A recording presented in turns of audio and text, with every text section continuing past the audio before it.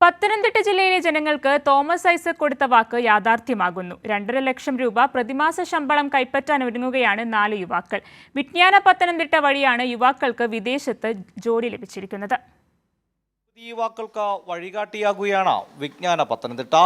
പദ്ധതി ആരംഭിച്ചപ്പോൾ തോമസ് ഐസക്കിന് ഏറെ രാഷ്ട്രീയ പരിഹാസം ഏൽക്കേണ്ടി വന്നു. എന്നാൽ ഇന്ന് രാജ്യത്തിനാകെ മാതൃകയായി വിജ്ഞാന കേരളം എന്ന തലത്തിലേക്ക് പദ്ധതി വളർന്നു. ഈ അവസരത്തിലാണ് സന്തോഷ വാർത്ത വിജ്ഞാന കേരളം പ്രവർത്തകരെ തേടിയെത്തിയത്. അവർക്ക് ദുബായ് പ്രോജക്റ്റിലേക്ക് അവരെ സെലക്ട് ചെയ്തതായി വിജ്ഞാന പത്തനംതിട്ടയെ ഔദ്യോഗികമായി LNT അറിയിച്ചിരിക്കുകയാണ്.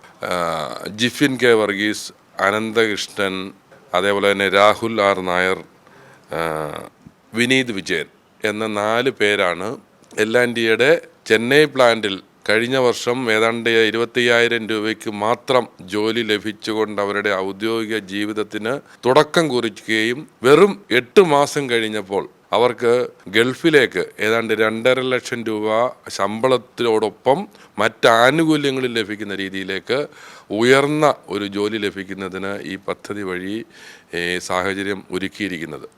പരിഹാസങ്ങൾക്ക് പ്രവൃത്തിയിലൂടെ വിജ്ഞാന കേരളം മറുപടി നൽകുന്നു. കൈരളി ന്യൂസ്, പത്തനംതിട്ട.